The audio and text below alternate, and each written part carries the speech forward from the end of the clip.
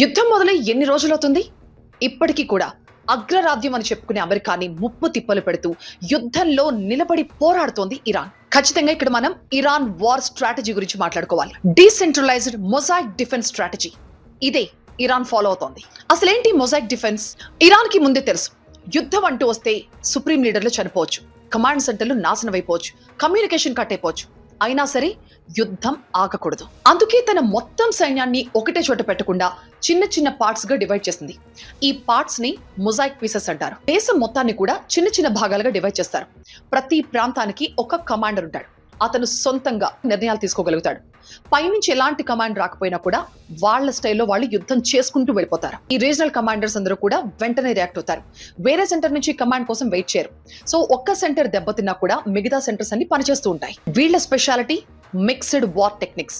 ప్రతి యూనిట్ లో కూడా మిసైళ్లు ఉంటాయి, డ్రోన్లు ఉంటాయి, మిలిషియా ఫోర్సెస్ అవైలబుల్ గా ఉంటాయి. అండ్ వీళ్ళు సైబర్ అటాక్స్ కూడా చేయగలుగుతారు.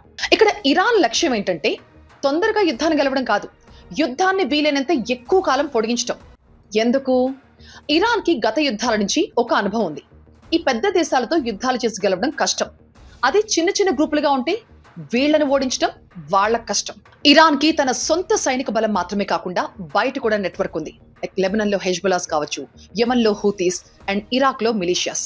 ఇవన్నీ కూడా ఒక డీసెంట్రలైజ్డ్ నెట్వర్క్ లాగా పనిచేస్తాయి. ఇరాన్ ఈ వార్ స్ట్రాటజీ వల్ల వచ్చే లాభాలు ఏంటంటే ఇరాన్ ని పూర్తిగా నాశనం చేయడం కష్టం. లీడర్స్ లేకపోయినా వార్ కొనసాగుతూనే ఉంటుంది. శత్రువుకి ఖర్చు ఎక్కువ. ఇక నష్టాలు, కోఆర్డినేషన్ తగ్గుతుంది. దీనివల్ల తప్పుడు నిర్ణయాలు తీసుకునే అవకాశం ఉంటుంది. ఆ కారణంగా యుద్ధం మీద కంట్రోల్ పోవచ్చు.